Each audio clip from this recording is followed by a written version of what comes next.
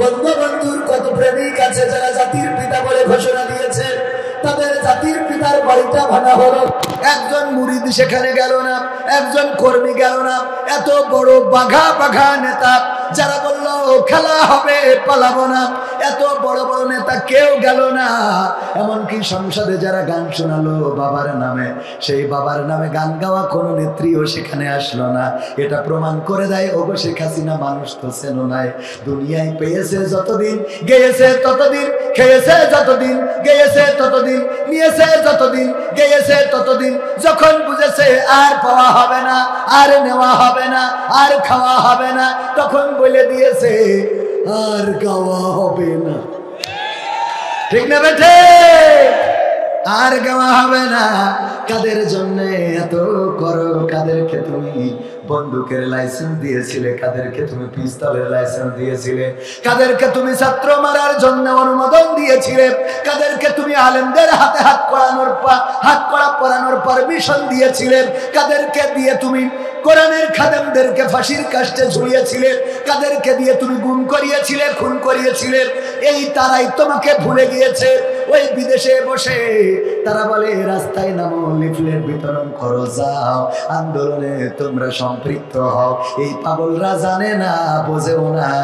এক শিয়ালের লেজ কাটা পড়ার কারণে ওই শিয়াল সবাই রে বুঝাইলো এই লেজ থেকে লাভটা কি, তার কাজটা কি, প্রয়োজনটা কি। যেমন আমার গালিব ভাই দাওয়াত তেমন পায় না বলি ৮০,০০০ ৯০,০০০ টাকা নেয়, বোঝেননি?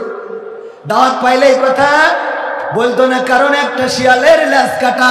সে এই লেজ কাটা থাকার কারণে বলা শুরু করলো এই লেজ থেকে লাভ কি, কারণটা কি, দরকারটা কি, প্রয়োজনটা কি, বরং ক্ষতির মধ্যে পড়তে হয়। ওগো আমার ভাইয়েরা মাথায় রাখবেন, যারা বিদেশে গিয়েছে ওরা তো বুঝেই গিয়েছে যে এই দেশে আর ফেরা হবে না, এই দেশে আর থাকা হবে না, দেশে গেলেই জেলে যাওয়া লাগবে। সুতরাং যারা ভালো আছে ওদের সাদা গায়ে কাদা লাগানোর দরকার, ওদেরকে এখন পাম মেরি রাস্তায় নামাইতে হবে যাতে করে ওরা জেলে যাইতে পারে। ঠিক না বেঠে? কারণ তুমি এত বড় নেতা বললে যে পালাবো না বলে তুমি চলে গেলে, আর এখন কাউ লিফলেট নিয়ে রাস্তায় থাকতে আমার পাগল পাইছো? কথা কয় না। এত পাগল আমি হইনি। তুমি রাস্তায় সামনে এসে নেতৃত্ব দাও, আমি তোমার পিছনে জয় বাংলা বলি কিনা দেখো। কথা কয় না। আর নেতৃত্ব সামনে না দিয়ে কোনো পাগল যদি রাস্তায় নামে, ভয় বুঝতে হবে এটা মেন্টাল, আর তা না হলে বুঝতে হবে এর পা থেকে মাথা পর্যন্ত, মা থেকে পাতা পর্যন্ত না, পা থেকে মাথা পর্যন্ত পুরাটাই শয়তানে গ্রাস করে ফেলেছে। কারণ নিজের ভালো তো পাগলেও বোঝে। কথা কয় না। নিজের ভালো পাগলেও বোঝে না। পাগলের একটা ছিঁড়া টাকা দিয়ে দেখেন দিন নিতে যাবে না, ছিঁড়া টাকাতে কি করতে? তা তোর হাতে একটা লিফলেট ধরা দিলে তো ছিঁড়া টাকা, কারণ তোর লিডার যারা সব নিরাপদ গন্তব্যে চলে গেছে, কেউ টাকা মেরে গেছে, কেউ বর্ডার পার হয়ে গেছে, আর যে কটা জাতি পারিনি সে কটা তো এখন বলছে একটু দুয়া কর। ঠিক না বেটে? ক্ষমতায় কেউ স্থায়ী হয় না, হোক না সে হাসিনা কিবারে না, সে আরটা চিরকাল থাকে না। ক্ষমতায় কেউ স্থায়ী হয় না, মুজিবুর বেশি দিন থাকেনি, জিয়াউর কেউ তো রাখেনি। ঠিক না বেঠে? মুজিবুর বেশি দিন থাকেনি, জিয়াউর কেউ তো রাখেনি। এরশাদ চলে গেছে পৃথিবী ছেড়ে, এরশাদ চলে গেছে পৃথিবী ছেড়ে, কেউ আজ তার কথা কয় না। পছন্দ হলো না কথা? বলেন বাবারে, আওয়াজ না বেরোলে আমার বেরোবে না, কিন্তু আপনাদের আওয়াজ বেরোচ্ছে না কেন? ক্ষমতায় কেউ স্থায়ী হয় না, হোক না সে হাসিনা কিবারে না, সে আরটা চিরকাল থাকে না। ক্ষমতায় কেউ স্থায়ী হয় না, হাসিনা ক্ষমতা ধরে রাখতে আয়না ঘর বানিয়েছিল, জনগণের রোশনালে দাদার দেশে পালিয়ে গেল। হাসিনা ক্ষমতা ধরে রাখতে আয়না ঘর বানিয়েছিল, জনগণের রোশানালে দাদার দেশে পালিয়ে গেল। ডিবি হারুনের পাশে আর, ডিবি হারুনের পাশে আর পরিমণিদের দেখা যায় না। ঠিক না বেঠে? ক্ষমতায় কেউ স্থায়ী হয় না, হোক না সে হাসিনা কি বারে না, চেয়ারটা চিরকাল থাকে না। চেয়ার কি চিরকাল থাকে? না, থাকে না। আমার আগে ছিল আমাদের আসাদুল্লাহ গালিব ভাই, তিনি আলোচনা করেছিলেন চেয়ার যতক্ষণ ছিল পাওয়ারও ছিল, যা মনে চেয়েছে বলেছে। এখন আবার পাশে বসা, এখন চেয়ার আমার, এই জন্যই ডাইরেক্ট মেরে দিচ্ছি। ঠিক না বেঠে? কারণ যখন তার চেয়ার তখন তার পাওয়ার, সে যেইভাবে বলবে সেইভাবে শোনাই লাগবে, সে যেইভাবে বলবে সেইভাবে করাই লাগবে। এখন ডক্টর ইউনূস চেয়ারের মালিক, দেখেন অপারেশন কি ডেভিল হান্ট শুরু করেছে। কি অপারেশন ডেভিল হান্ট? থানায় পুলিশ গ্রেফতার হচ্ছে, এটা বিশাল ম্যাজিক না? থানায় পুলিশ গ্রেফতার হচ্ছে। এতদিন আমাদের ধরে নিয়ে থানায় রিমান্ডে নির্যাতন করেছে, নিষ্পেষণ করেছে। আমাদেরকে নির্যাতন নিষ্পেষণ করেই ক্ষান্ত হয় নাই, যা মনে চেয়েছে তাই করেছে, ব্ল্যাকমেইল করেছে, পরিবার থেকে টাকা নিয়েছে, সম্পদ নিয়েছে। ও আমার ভাইয়েরা, যারা এই কাজগুলো করলো, আল্লাহ বলল দেখো আমি ছাড় দিই কিন্তু ছেড়ে দিই না। এরপরেও যদি শিক্ষা না হয়, ওর শিক্ষার কিয়ামত পর্যন্ত হবে। এরপরেও যদি না বোঝে, ওর কিয়ামত পর্যন্ত আর বোঝানো সম্ভব হবে না? হবে না। এত কিছু দেখার পরেও যদি তোমার লজ্জা না হয়, চায়ের দোকানে বিড়ি টানে আর বলে আগেই তো ভালো ছিলাম। ঠিক না বেঠে? ওর এরপরেও যদি শিক্ষা না হয়, আর শিক্ষা হবে? আগেই তো ভালো ছিলাম বলার জন্য তারা একটা মাস্টার মাইন্ড করেছে, একটা পরিকল্পনা গ্রহণ করেছে। সেই পরিকল্পনা কি? এই বাংলাদেশে অস্থিতিশীল পরিবেশ তৈরি করতে হবে, মানুষকে সুখে থাকতে দেওয়া যাবে না, মানুষ যেন ঘুমাতে না পারে, রাতের অন্ধকারে ছিনতাই বাড়িয়ে দিতে হবে, রাস্তায় দাঁড়িয়ে গাড়ি থামিয়ে ছিনতাই করতে হবে, চাঁদাবাজি করতে হবে, এমনকি ধর্ষণ, খুন, গুম, অপহরণ এগুলো বাড়িয়ে দিতে হবে। এই কারণে যে যেন মানুষ বলতে পারে এর থেকে তো আগে ভালো ছিল। কথা বোঝেননি? উদাহরণ দিতে যেয়ে যদি বলি, আল্লামা দেলোয়ার হুসাইন সাইদি একটা উদাহরণ ব্যবহার করেছিলেন অনেক আগে, সম্ভবত 2000 সালেরও আগে। উনি বললেন যে এক কাফন চোর মারা যাওয়ার সময় সন্তানদেরকে বললো, সবাই তো আমার কাফন চোরা বলে, আমি মারা যাওয়ার পরে তোমরা এমন কিছু করবা যাতে অন্তত মানুষ আমারে ভালো বলে। মানুষ কি করে? আমারে ভালো বলে। আমি ভালো কাজ করার কারণে আমার আব্বার খুব ভালো বলে, এরকম মানুষ নাই যে তোমার থেকে তোমার আব্বা ভালো ছিল। এই কথা তোমার একটা বলে না, কয় তোমার আব্বা কি ছিল, তুমি তো তার থেকে ছাড়াই গেছাও। এরকম অনেকেই বলে। আল্লাহ আব্বার থেকে তো আর ছাড়ানো যায় না।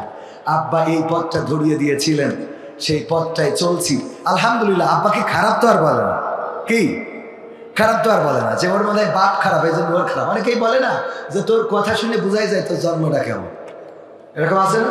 বাবারে গালি খাওয়ায়, মারে গালি খাওয়ায়। বিশ্ব নবী সাল্লাল্লাহু আলাইহি সাল্লাম বলেছেন তোমরা তোমাদের মাকে গালি দিও না। আল্লাহ নবী সাহাবীরা বলেন ওগো বিশ্ব নবী, কেউ কি তার মাকে গালি দিতে পারে?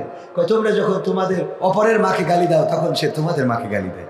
সুতরাং প্রকৃত অর্থে তোমরা তোমাদের মাকে গালি খাওয়াও, এই গালির জন্য তুমি দায়ী থাকবা। এই জন্য আমরা কোনো কারো মাকে, কারো বাবাকে তুলে গালি দেব না। কে আপনি যদি কাউকে বলেন এই তোরে তো দেখে বলে তুই একটা বেজন্মা, ও বলো বেজন্মা তো আমি না, বেজন্মা তো তুই, এরকম রিপ্লাই করে না? তো এই জন্যে আমরা এরকম কথা বলবো না। শুধু তাই নয়, বিশ্বনবী বলেছেন তোমরা রবকে গালি দিও না, আল্লাহকে গালি দিও না। কয় আল্লাহকে গালি দেওয়া যায়? কয় তোমরা অন্যদের দেবতাকে গালি দিলে তারা তোমাদের রবকে গালি দিবে। এটাতে প্রকৃত অর্থে তোমরা তোমাদের রবকে গালি দিলে, অন্য দেবতাকেও গালি দেওয়া যাবে না। বিশ্বনবীর কথা। সম্মানিত ভাইয়েরা, তো আল্লামা সাইদি বললেন যে ওসিয়ত করেছে আমি মারা যাওয়ার পরে তোমরা এমন কোনো ভালো কাজ করবা যাতে করে অন্তত আমারে মানুষে ভালো বলে। তো ওরা চিন্তা করলো তাহলে আব্বা কাপড় চুরি করতো, আমরাও এই কাপড় চুরি আর অন্তত করা যাবে, আমরা নামাজ পড়া শুরু করি। তো ওরা 5 ওয়াক্ত বা জামাত আমাদের গালিব ভাইয়ের পিছনে নামাজ পড়ে মানুষে কয় কাফন চোরের ছেলেরা আবার নামাজি হয়েছে, বুঝলেন না? তো তাইলে আব্বারে কি ভালো করলো? তো চিন্তা করলো তাইলে নামাজ পড়ার জায়গায় আরো একটু ভালো কাজ করে। কি করা যায়? প্রতি ওয়াক্তে কিছু জিলেপি, কিছু তাবারক নিয়ে আসে মসজিদে, নিয়ে এসে যারা নামাজ পড়ে তাদেরকে খাওয়ায়। বাচ্চাদের জন্য চকলেট, কাঠি লজেন এগুলো আয়োজন করে বাচ্চাদেরকে দিল, যে প্রতি ওয়াক্তে দেয়। কয় এগুলো দেয় কে? কয় ওই যে কাফন চোরা ছেলেরা দেয়। তাইলে কি আব্বারে ভালো করলো? তাও কইলো না। ওরা পরামর্শ করলো, আমার আব্বা তো ভালো বলে না, কি করা যায়? কইলো এর থেকে বড় কিছু করতে হবে। কি করা যায়? এলাকায় গরিব দুঃখী মিসকিন এতিম অসহায় যারা আছে, শীতের পোশাক নাই, আমরা তাদেরকে সহযোগিতা করব। তো সহযোগিতা করে, যার ঘর বাড়ি নাই ঘর করে দেয়, ছাগল নাই ছাগল দেয়, গরু নাই গরু দেয়। ছাগল নিয়ে টানতে টানতে যাচ্ছে, জিজ্ঞেস করলো ছাগল কে দেছে? কয় যে কাফন চোরা ছেলেরা দেছে। এত ভালো কাজ করেও তো আব্বারে ভালো কয় না। তিন ভাই আবার পরামর্শ করলো, ভাই তাও তো আব্বারে ভালো বলে না, এখন কি করা যায়? বললো আমরা তাহলে কাফন চুরিতে ফিরে যাওয়া যাক। কাফন চুরিতে ফিরে আসতে সবাই কয় কাফন চোরা ছেলেরা কাফন চোরাই হয়েছে। তাও আব্বারে তো ভালো কইলো না। এরপরে ডিসিশন নিল, ঠিক আছে আমরা শুধু কাফন চুরি করব না, যেই কবরে কাফন চুরি করবো ওই কবরের লাশটা উঠাবো, পাশার মধ্যে একটা বাঁশ দেবো, আর এই যে কেশবপুরের ওই মাইকেল মধুসূদন দত্তের ওই রাস্তায় ওখানে যে মূর্তি ও এনে টানাই রাখবো। যখন এই কাজগুলো শুরু করেছে, লাশ থেকে কাফন তো চুরি করে করে লাশটারে উঠায়, বাঁশ একটা ঢুকায় ওই মোড়ের মধ্যে কেশবপুরে প্রেমাত নাই যখন রাখে, মানুষে কয় এদের থেকে তো এদের বাপ ভালো ছিল। কথা কি বোঝা গেছে? এদের থেকে তো এদের বাপ ভালো ছিল, আব্বা ভালো ছিল। যে ওদের আব্বা শুধু কাফন চুরি করতো, এরা তো ডাইরেক্ট লাশটারে উঠায়া তার পিছনে বাঁশ ঢুকায় তারপরে এখানে দিয়ে রাখে। এদের থেকে এদের আব্বা ভালো ছিল। ওরা বলতেছে আলহামদুলিল্লাহ আজকে সাকসেস, অন্তত আমাদের আব্বার ভালো বলেছে। কথা বোঝেন নাই? তো এই কাজ করার জন্য সন্তানদেরকে লাগিয়ে দেয়া হয়েছে যে জাতির সন্তানেরা তোমরা রাজপথে না নামতে পারো, দিনের আলোতে না বের হতে পারো। প্রকাশ তো পেয়ে গেছে, তারা বলেছে আমরা দিনের ঢাকায় যদি বেড়াতে না পারি, রাতের ঢাকায় কাউকে ঘুমাতে দেব না। এই জন্য পরিকল্পনা করে অন্যায় অনাচার পাপাচার কদাচার বাড়িয়ে দেওয়া হচ্ছে। আর এইগুলো যেন করার পরে মানুষ যেন বলতে পারে আগেই তো ভালো ছিলাম। কথা কি বোঝা গেছে? এই জন্য আগেই ভালো ছিলাম এই কথা বলতে দেওয়া হবে না। আর আমার প্রশাসনেরও অনেক ভাই আছে, আমাদের বেনজির সাহেব বলেছে যে 90% আল্লাহর ওলিদের লোক। বলেছে না বলে নাই? বেনজির বোঝেন তো? বেনজির আইজিপি সাহেব বলেছেন যে 90% আমাদের লোক। এই জন্য চোখের সামনে ছিনতাই হয়, পুলিশকে ডেকে পাওয়া যায় না। ও তো চাই যে হোক, আমরা একটু, কারণ ওই সময় মাল যেভাবে পেয়েছে সেভাবে টেনেছে, ঘুষ খুন গুম সবকিছুর লাইসেন্স ছিল। বলেন ঠিক কিনা? গতকালকেও পুলিশ উপস্থিত ছিল মাহফিলে। আমি বলেছি পুলিশ আর জনগণের উপরে লাঠি ঘুরাতে পারবে না, জনগণ পুলিশের উপরে লাঠি ঘুরাবে। কারণ আমাদের ট্যাক্সের টাকায় বেতন নিবা, আমাদের টাকায় তোমার বউয়ের লিপস্টিক কিনবা, আমাদের টাকায় তোমাদের বউয়ের ব্লাউজ শাড়ি সায়া ব্রা কিনবা, আর আমাদের উপরে তোমাদের বন্দুককে তাক করবা। এটা বাংলাদেশে আর হতে দেওয়া হবে না। এই জন্য এখন থানায় থানায় পুলিশ গ্রেপ্তার হচ্ছে। এরপরেও যদি বাকি যারা আছে হেদায়েত না হয়, মাথায় রাখবা তোমাদের অবস্থা ভয়াবহ হবে ইনশাআল্লাহ। কারণ আল্লাহ রাব্বুল আলামিন ছাড় দেন কিন্তু ছেড়ে দেন না। আর যারা মনে করো, অনেকেই বলে আমরা ফিরবো ভয়ঙ্কর রূপে, আমরা তো আমাদের জীবনটা আল্লাহর কাছে বিক্রি করে দিয়েছি। আমরা বলেছি ইন্না সলাতি ওয়া নুসুকি ওয়া মাহইয়ায়া ওয়া মামাতি লিল্লাহি রাব্বিল আলামিন। নিশ্চয় আমাদের নামাজ, আমাদের কুরবানি, আমাদের জীবন, আমাদের মরণ সবকিছু বিশ্ব প্রতিপালক আল্লাহর জন্য। আমরা তো আমাদের জীবনকে আল্লাহর রাস্তায় সঁপে দিয়েছি। আমাদের মৃত্যুর ভয় দেখাও। একজন মনীষী বলেছিলেন, কারাগারে যখন তাকে ফেলে বলেছিল তোমাকে আমরা খাইতে দেব না, পিপাসায় পানি দেব না, তোমার প্রয়োজন মিটাতে দেব না। ওই লোকটি বলেছিল আমাকে খাওয়ার ভয় দেখাও, আমাকে পিপাসার ভয় দেখাও, আমাকে ক্ষুধার ভয় দেখাও। অথচ তোমরা জানোই না আমরা তো সেই জাতি যারা প্রতিটা বছরে একটা মাস করে দাও খাওয়ার ট্রেনিং করে থাকি। বলেন ঠিক কিনা? তোমরা আমাদের ভয় দেখাও, আমাদেরকে পৃথিবী ছাড়া করবা। তোমরা আমাদেরকে ভয় দেখাও, আমাদের জেলখানায় ভরবা। তোমরা আমাদেরকে ভয় দেখাও, আমাদের নির্যাতন করবা। আমাদের রাসূলের সুন্নাহ হলো আমরা নির্যাতিত হব। আমাদের রাসূল শিখিয়েছেন, আমাদের কোরআন জানিয়েছেন, আমাদের মৃত্যুটা যদি শাহাদাতের মৃত্যু হয় তবে আমরা সেই সেতু পার হই, যেই সেতুটার নাম শাহাদাত, ওপারে আছে জান্নাত। সুতরাং ওই জান্নাতের জন্য জীবন দিতে আমরা কার্পণ্য বোধ করি না, ঠিক না ঠিক?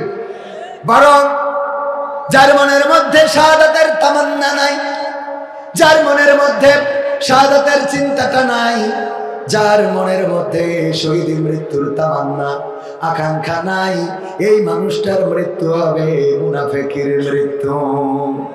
কথাটা কার?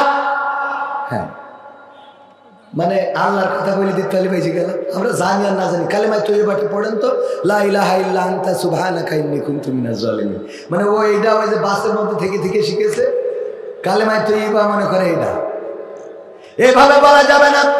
আল্লাহর নবী সাল্লাল্লাহু আলাইহি সাল্লাম বলেছেন, যদি কারো মনের মধ্যে শাহাদাতের তামান্না না থাকে, যদি কারো হৃদয়ের মধ্যে শহীদ মৃত্যুর আকাঙ্ক্ষা না থাকে, এই মানুষটার মৃত্যু হবে নেফাকির মৃত্যু, মুনাফিকের মৃত্যু। আর মুনাফিক এতটাই ভয়ঙ্কর, আল্লাহর নবী সাল্লাল্লাহু আলাইহি সাল্লাম বলেছেন মুনাফিকের অবস্থান হবে জাহান্নামের একেবারে নিম্নতম স্তরে। বলেন নাউযুবিল্লাহ। মুনাফিকের ভয় আল্লাহর রাসূলের সাহাবীরা এতটাই পেতেন, ওমর রাদিয়াল্লাহু তাআলা আনহুর উপরে আক্রমণ করা হলো। ফজরের নামাজের দ্বিতীয় রাকাতে যখন দাঁড়ালেন, সেই সময় আক্রমণ করা হলো। আক্রমণ করলেন আবু লুলু নামের একজন ইহুদির গোলাম। সে আক্রমণ করলো, তার খঞ্জরটা ছিল দুই দিকে ধারালো, মাঝখানে হাতল। সেই খঞ্জর দিয়ে ডাইনে চালাই বামে চালাই, যেই দিকে চালাই আহত হইতে পারবে। দুই দিকে যেহেতু ধারালো জায়গা, এবং এই খঞ্জরটা বানিয়ে একটা মাস বিষের পাত্রে চুবানি দিয়ে রেখেছিল, যেন কাউকে আক্রমণ করলে সে আর পৃথিবীর পরে না বাঁচতে পারে। ওমর রাদিয়াল্লাহু তাআলা আনহুকে আক্রমণ করে পালানোর সময় আরো 7 জনকে ওই দিন শহীদ করেছিল। ও আমার ভাইয়েরা, এই আবু লুলু যখন আক্রমণ করলো, এমনকি আবু লুলু নিজেই যখন ধরা পড়ে গেল, নিজের ওই খঞ্জরটা দিয়ে নিজের গলাটা কেটে এই পৃথিবী থেকে বিদায় নিয়েছে। ওগো আমার ভাইয়েরা, ওমর রাদিয়াল্লাহু তাআলা আনহু বেহুশ হয়ে পড়ে গেলেন। হুঁশ ফেরার পরে আল্লাহর নবীর খলিফা, আল্লাহর নবীর সাহাবী ওমর রাদিয়াল্লাহু তাআলা আনহু সন্তানকে ডাকলেন, সাহাবীদেরকে ডাকলেন। আব্দুল্লাহ বিন ওমরকে ডেকে বললেন, যাও পানি নিয়ে আসো। সবাই চিন্তা করলো পানি পান করবে বুঝি ওমর, কিন্তু না, উজু করলেন। তারপরে উজু করার পরে নামাজ আদায় করলেন। বললেন, আমার ফজরের নামাজটা আমি কমপ্লিট করতে পারি নাই।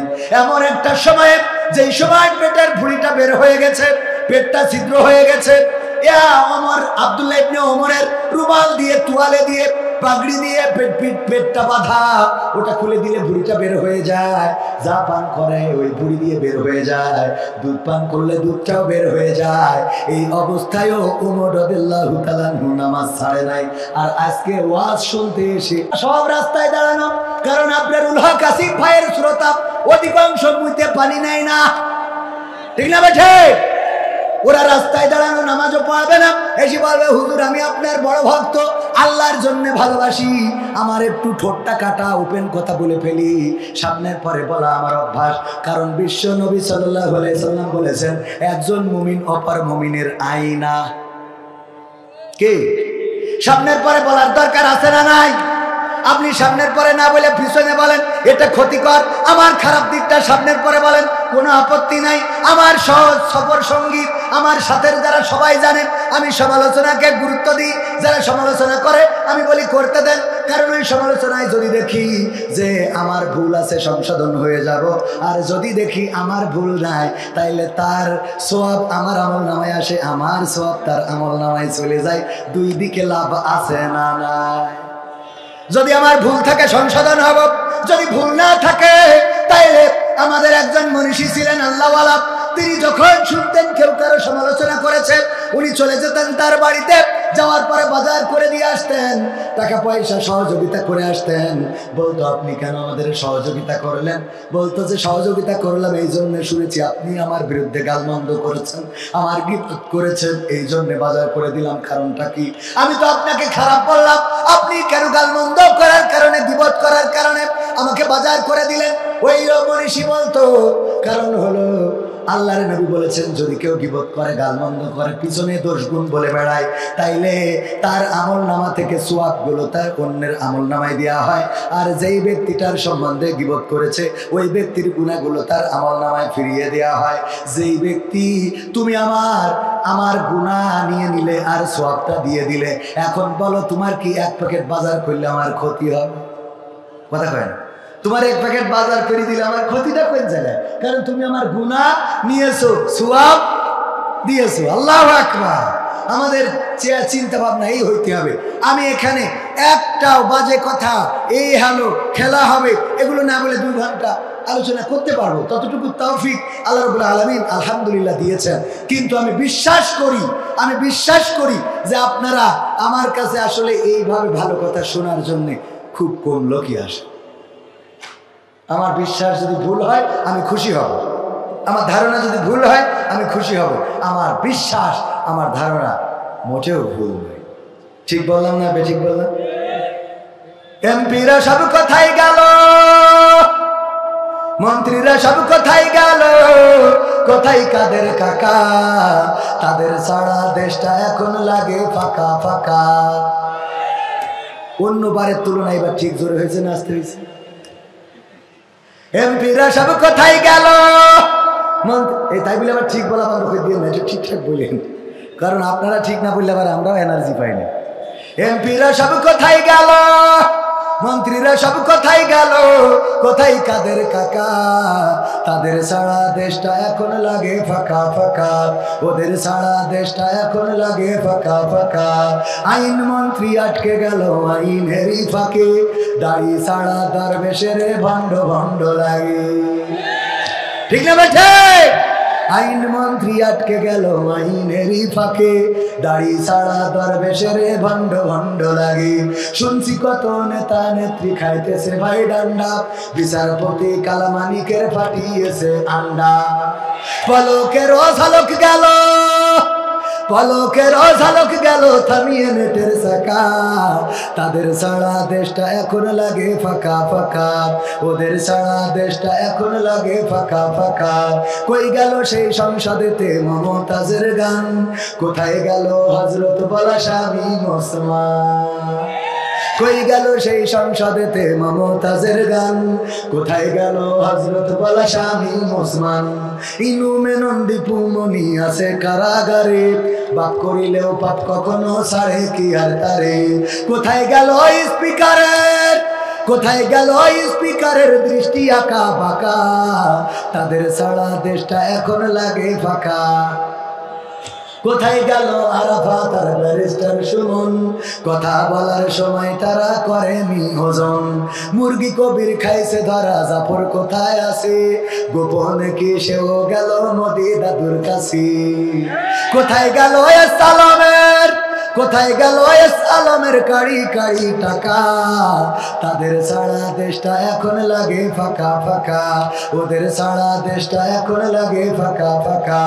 এমপিরা সব কোথায় গেল, মন্ত্রীরা সব কোথায় গেল, কোথায় কাদের কাকা? তাদের সারা দেশটা এখন লাগে ফাঁকা ফাঁকা। পালাবো না, প্রয়োজন হলে ফখরুলের বাসায় গিয়ে উঠবো। ঠিক না বেঠে? পালাবে না, পালাবে না, যাই না তবু দেখা, তাদের সারা দেশটা এখন লাগে ফাঁকা। ওগো আমার ভাইয়েরা, অন্য যে কয়টা গান গাইছি এইটাই বেশি উজ্জীবিত ছিল না? ছিল না? স্টেজে যারা তারা সাক্ষী। তার মানে আপনি নবীর কথা বলেন, কোরআনের কথা বলেন, জান্নাতের কথা বলেন, জাহান্নামের কথা বলেন, আল্লাহর কথা বলে, তার চেয়ে বড় ভালো লাগে ওবায়দুল কাদেরের কথা। ভালো লাগার কারণও আছে না নাই? কারণ হলো ওরা এতদিন আমাদের মেরি ধরি মজা নিয়েছে। ঠিক না বেঠে? এতদিন আমাদের নির্যাতন করেছে, রিমান্ডে নিয়েছে, আমাদেরকে ফাঁসির কাস্টে ঝুলিয়েছে, কুরাস ফায়ার দিয়েছে, যাদের সম্মান ছিল আকাশ চুম্বি তাদেরকে বেইজ্জতি করেছে। কোরআনের পাখি আল্লামা দেলওয়ার হোসেন সাইদের মতো একজন কোরআনের খাদেম, যিনি 50টি বছর দেশ এবং দেশের বাইরে অর্থ শতাধিক দেশে কোরআনের বয়ান করে বেরিয়েছেন, যার হাতে মানুষেরা কালেমা পড়ে ইসলাম কবুল করেছে, পথহারা মানুষেরা পথের দিশা খুঁজে পেয়েছে। ইসলামী আন্দোলন বিমুখ মানুষগুলো ইসলামী আন্দোলনের পথে এসেছি। এই মানুষটাকে পর্যন্ত 13টা বছর কারাগারে রেখে তারা ক্ষান্ত হয় নাই, বরং নিশ্চিন্ত থাকার জন্য, একেবারে চিন্তামুক্ত থাকার জন্য এই কোরআনের পাখিকে চিকিৎসার নামে ইনজেকশন পুশ করে এই পৃথিবী থেকে বিদায় করে দেওয়া হয়েছে। বলেন ঠিক না? ওগো আমার ভাইরা, নির্যাতন করা হলো, নিষ্পেষণ করা হলো, স্বাধীনতা বলে কিছু ছিল না। আমাদের অবস্থাটা ছিল এমন। আমার ঘটনাও যদি বলি, ছোট্ট একটা ঘটনা। সাতক্ষীরা থেকে আসার পথে সাতক্ষীরার চৌরাস্তায় পুলিশ দাঁড় করিয়ে বলতেছে, হুজুর গাড়িটা সার্চ করবো। বললাম করেন। আমার ক্যামেরা পার্সনকে বললাম খেয়াল রাখেন যেন পকেটটা কিছু ভরিয়ে না দেয়, কারণ পকেটের মধ্যে মাল থাকে না ভরে দিয়ে বের করি বলবে, হুজুর গো আপনার গাড়িতে কেন এইটা পাইলাম রে। ঠিক না বেঠে? আমার ভাইরা কিছুই পাই নাই। পানির বোতলে নি বলছে, হুজুর বোতলে কেমন জানি মদের গন্ধ পাওয়া যায়। আমি বললাম মদের গন্ধ আর এই পানির বোতল? বলতেছে আপনি সুখী দেখেন, আপনি শোকেন, আমি দরকার নেই, আপনি শোকেন, আপনি বলবেন। মানে পুলিশদেরকে এমন বানানো হয়েছিল। আপনার এই যে 3 দেশের পুলিশ প্রতিযোগিতা হচ্ছে, আমেরিকা, রাশিয়া এবং বাংলাদেশ, 3 দেশের পুলিশরে প্রতিযোগিতা করাচ্ছে যে কারা কত দক্ষ। এই যে বাউন্ডারি, এই বাউন্ডারির মধ্যে যাও, এই বাগান জঙ্গল, এর মধ্যে কোনো হরিণ আছে কিনা, এসে যারা সবচেয়ে তাড়াতাড়ি দ্রুত রিপোর্ট দিতে পারবে আমরা বুঝে নেব তারাই ফার্স্ট। আমেরিকার পুলিশ তারা 1 ঘন্টার মধ্যে ওই বাউন্ডারি থেকে এসে বলে যে এখানে কোনো হরিণ নাই। রাশিয়ার পুলিশ এসেছে 3 ঘন্টা পরে, এসে বলে এই জঙ্গলের মধ্যে কোনো হরিণ নাই। বাংলাদেশের পুলিশ আসছে 3 দিন পরে। কয়দিন পরে? সাথে করে একটা ধাড়ি ছাগল ধরে নিয়েছে, মুখে দাঁড়িয়ে আছে তো ধরে এনেছে। এসে বলতেছে এই যে আমাদের একটু সময় লেগে গেল আসতে, কারণটা কি? কয় এই জঙ্গলে তো কোনো হরিণ নাই। হরিণ যে নাই আমেরিকার পুলিশ 1 ঘন্টায় বুঝেছে, রাশিয়ার পুলিশ 3 ঘন্টায় বুঝেছে। তোমাদের 3 দিন কেন লাগলো? 3 দিন লেগে গেল এই জন্য আমাদের তো পাঠাইছেন এই জঙ্গলে হরিণ আছে কিনা খুঁজে দেখতে। আমরা খুঁজে খুঁজে কোনো হরিণ না পাওয়ার পরে 3 দিন ধরে টেনশন করছিলাম কি করা যায়, কি করা যায়, কি করা যায়। আমরা পরে পরামর্শ করলাম যাই হোক আমরা খালি হাতে ফেরা যাবে না। এই জন্য হঠাৎ করে দেখি এই ধাড়িটা সামনে দিয়ে যাচ্ছে, এই ছাগলটা অমনি ধরে গ্রেফতার করে নিয়ে আসেছি। কয়েকটা ফায়দাটা কি? ফায়দা হলো আপনি পাঠাইছেন হরিণ খোঁজার জন্য, যেহেতু জঙ্গলে হরিণ পাই নাই, এই ছাগলটারে 15 দিন রিমান্ড রেখে দেন। রিমান্ডে নিলে এই ছাগল নিজে মুখে বলবে আমি হরিণ, এই ছাগল নিজেই স্বীকার করে নেবে আমি হরিণ।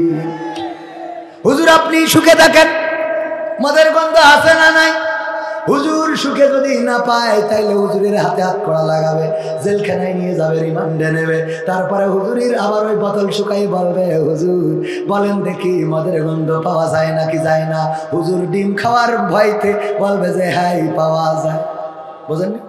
নিজে মুখে বলবে। বুদ্ধি ছিল না। এই কাজগুলো করা হয়েছে। আলেম ওলামাদের নির্যাতন, পুলিশ যা চেয়েছে তাই করেছে। যার নামে ইচ্ছা মামলা দিয়েছে, যার নামে ইচ্ছা রিমান্ড ডেকেছে, যার নামে ইচ্ছা যা ইচ্ছা মামলা দিয়েছে। জীবনে যে মুরগি পর্যন্ত আমি কত বছর হয়ে গেল আমার মনেও পড়ে না। আমি নিজে প্রতিদিন গোশত খাইলেও কোনো মুরগি, গরু, ছাগল, হাঁস, পাখি কোনো কিছু আমি নিজে জবাই করি না। আমি নিজে জবাই করি না, আমার কষ্ট লাগে। খাওয়ার সময় আরাম লাগে, কিন্তু নিজে জবাই করি না, কষ্ট লাগে। যে একটা প্রাণী একেবারে চোখের সামনে মেরে ফেলছে সাথে সাথে, যদিও আল্লাহ হালাল করেছেন, এটা হারাম করার কোনো নাই। আমি এটা আমার ব্যক্তিগত বিষয় যে আমি কোনো কিছু জবাই করি না। আমার বাড়ির মুরগি জবাই করার জন্য পাড়ার লোক, পাড়ার মানুষ ডেকে আনা লাগে যে আমার এটা জবাই করে দেবে। তো এই যে মুরগি জবাই করি না, অথচ আমার সামনে দেখা যাবে যে মেশিন একটা ধরাই দিয়ে 3টা হত্যা মামলার আসামি। কথা কয় না। অথচ আমি তো বলেই দিলাম যে আমি মুরগি জবাই করি না, তাইলে বলতেন যে মেশিনের তার উপরের কথা, মুরগি যে জবাই করে না সে মানুষ মারবে, এটা কল্পনা করা যায়।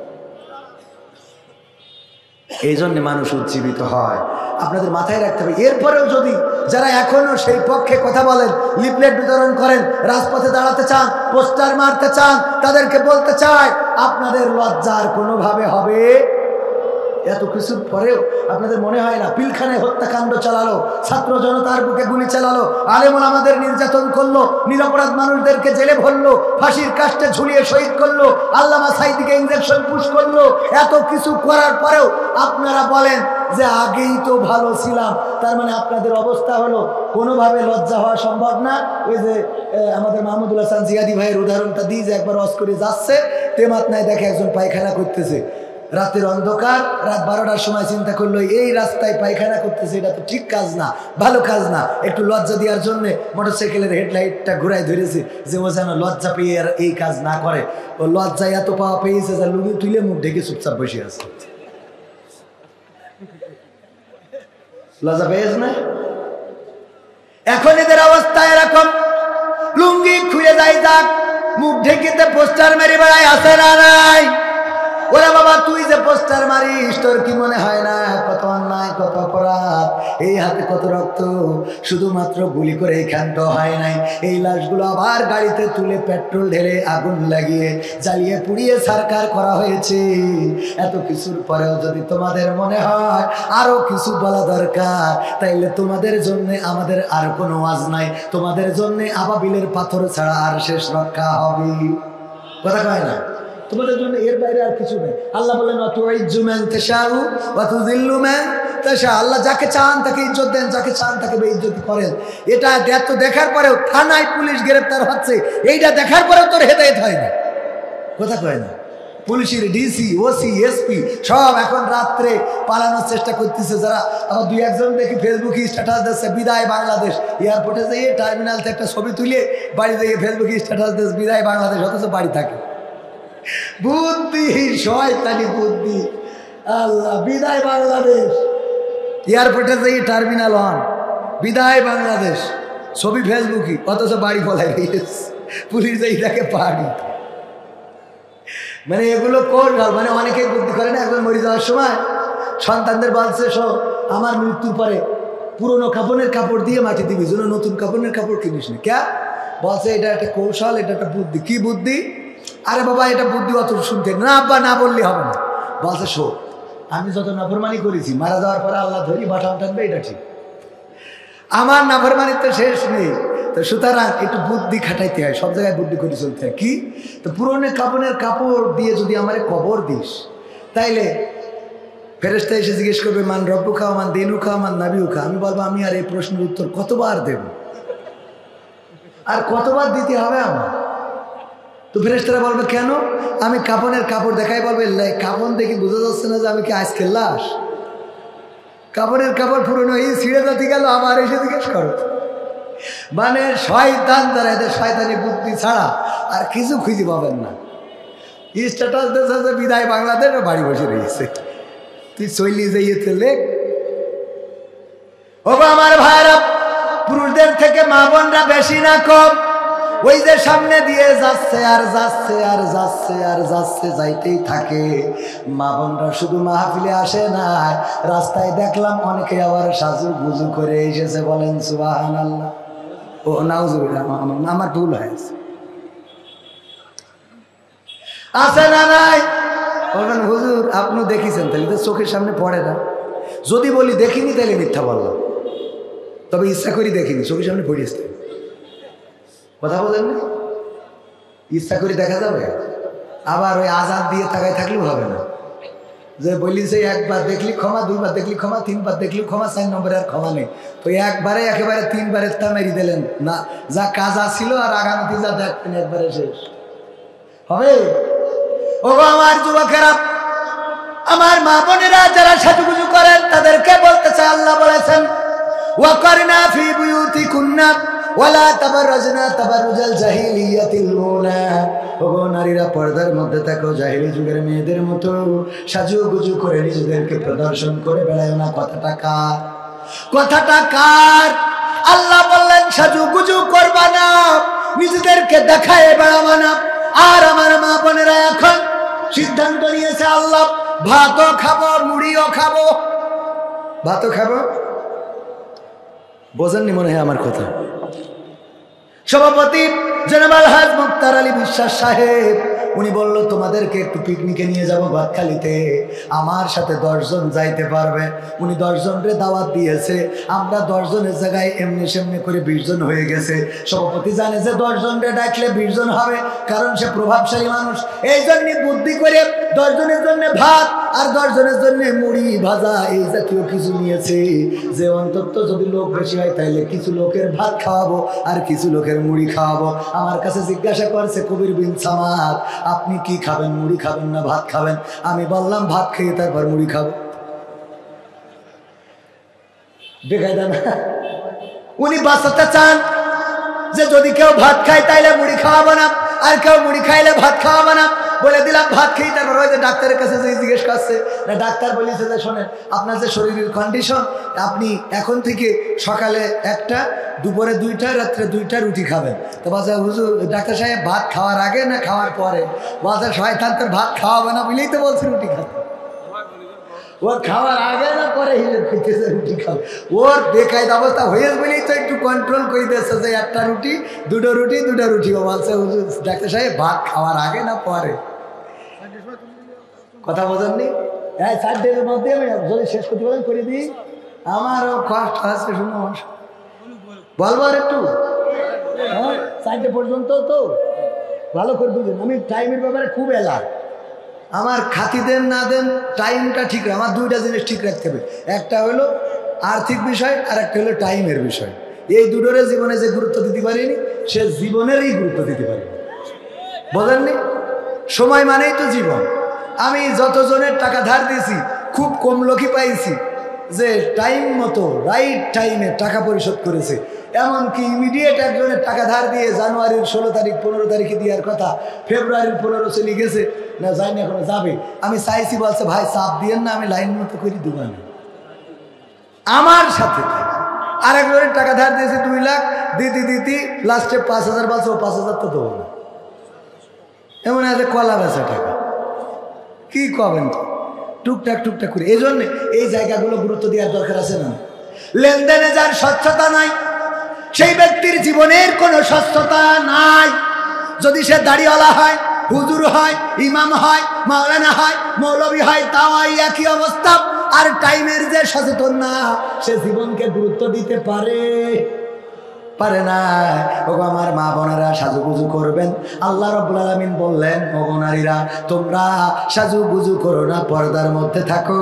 আর জাহিলি যুগের মেয়েদের মতো বেপরদা হয়ে নিজেদেরকে প্রদর্শন করে বেড়াইও না। এখন বেশি দূর যাওয়া লাগবে না, গাদখালিতে যান। কথা কয় না?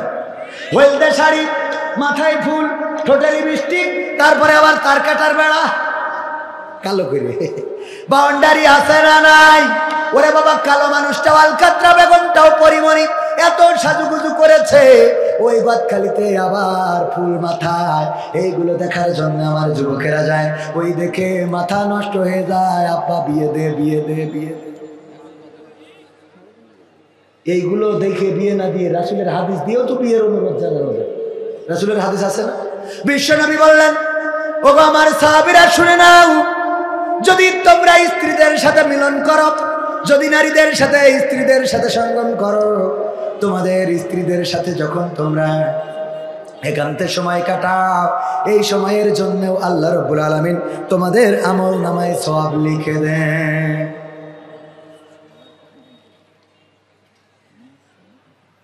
বোঝেননি? সাহাবীরা একটু লজ্জা পেয়েছে।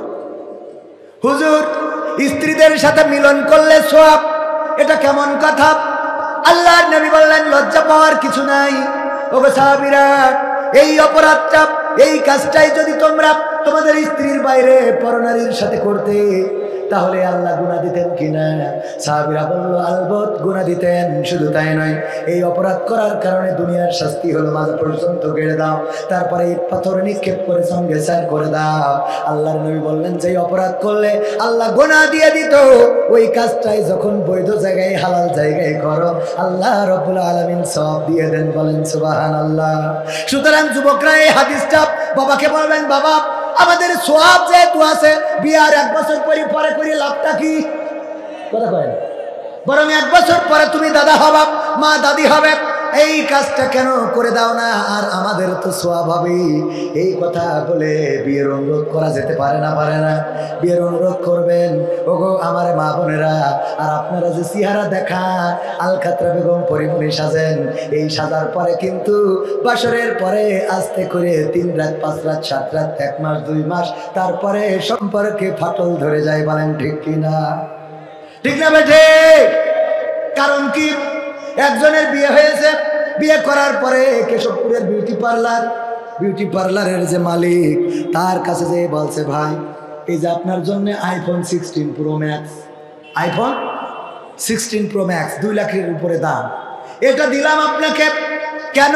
কয় আপনি কালকে আমার স্ত্রীকে সাজিয়ে দিয়েছিলেন। খুশি হয়ে দিয়েছি। ও আল্লাহ আল্লাহ, এইরকম স্বামীর যেন আরো 3টে বিয়ে হয়। দিয়েছে কি? আইফোন 16 প্রো ম্যাক্স কভার, খুব সুন্দর করে এটা দেওয়ার পরে চলে এসেছে। কভার খুলে দেখে কিসের আইফোন 16 প্রো ম্যাক্স, ওর মধ্যে কভার খুলে দেখে নোকিয়া 1100 গাডার মারা বাটনে কাজ করে না, লেখা রয়েছে এখন কেমন লাগে। এখন তার মানে হলো গতকালকে তুমি যেই ডারে সাজায় দিছি